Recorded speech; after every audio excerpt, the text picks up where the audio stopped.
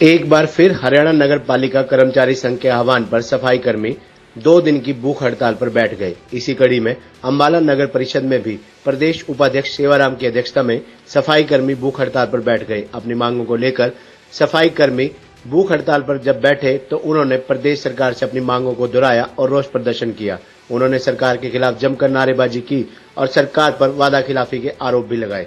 प्रदेश उप प्रधान सेवाराम ने हरियाणा सरकार पर कर्मचारी विरोधी होने का आरोप लगाते हुए कहा कि सरकार कर्मचारियों की न्यायोचित मांगों को अनदेखा अनसुना कर रही है। वहीं 25 अप्रैल व 17 अगस्त 2020 को समझौते में मानी गई मांगों को भी सरकार पूरा नहीं कर रही। सरकार के इस नकारात्मक रवैये से रुष्ट कर्मचारी राज्यव्यापी आंदोलन करने के लिए मजबूर है।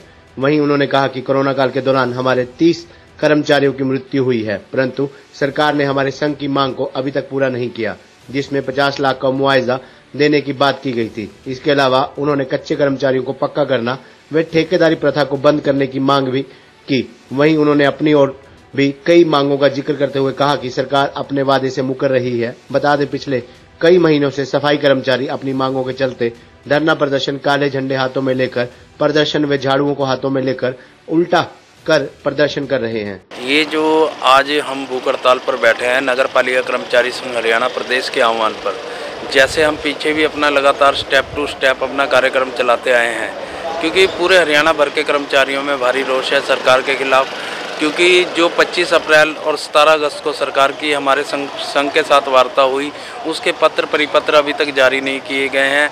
कोरोना काल में लगभग हमारे पूरे हरियाणा में लगभग 30 कर्मचारियों की मृत्यु हो गई है, मगर अभी तक उनको जो हमारी संघ की मांग डिमांड थी कि 50 लाख का मुआवजा दिया जाए, इसी के साथ साथ परिवार में आश्रितों को एक सरकारी नौकरी दी जाए ताकि उनके घर का गुजर बसर चल सके। परंतु आज तक मतलब कि अगर हम नगर परिषद अंबाला सदर की बात करते हैं तो यहाँ पर मंजू देवी नाम की एक सफाई कर्मचारी का जो कोविड में पॉजिटिव भी थी, उसकी डेथ हुई है, मगर आज तक उसके परिवार को मुआवजे के रूप में कुछ भी नहीं मिला है।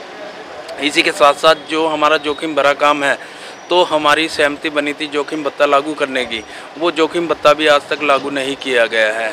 सरकार से हमने बार बार यही कह रहे हैं कि भाई लंबे समय से अभी तक सफाई कर्मचारियों की कोई भी भर्ती पक्की नहीं की गई है, जबकि ग्रुप डी की भी भर्ती सरकार द्वारा 18,000 कर्मचारियों की गई थी।